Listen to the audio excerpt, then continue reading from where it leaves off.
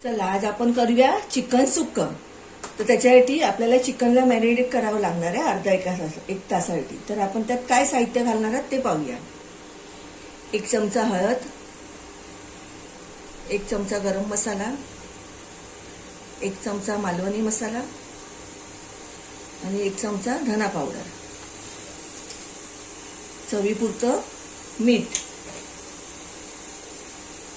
थोडं दही, चिकन मसाला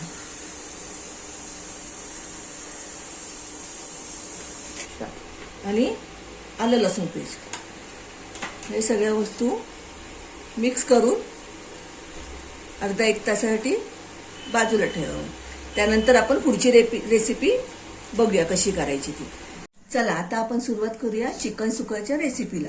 हे मी चिकन अर्धा एक तास ठेवलं होतं सगळं मसाले लावून। आता त्याच्यात मसाले टाकायची काही गरज नाही। आता आपण कढईमध्ये तेल घालूया।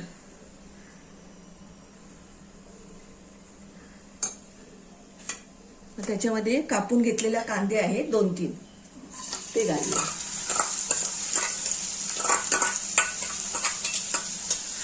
ते चांगले जरा लालसर होईपर्यंत आपण तेलामध्ये परतून घेऊया। आता कांदा चांगला परतून झालाय। आता आपण त्याच्यामध्ये टोमॅटो टाकूया।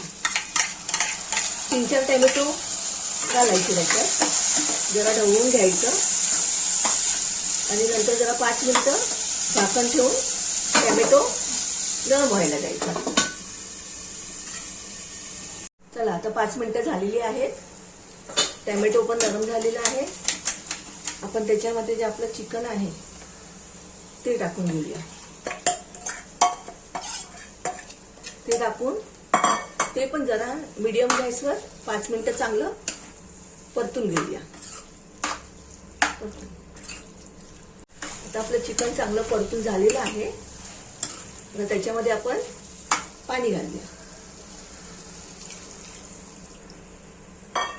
पाणी घालून चांगलं ढवळून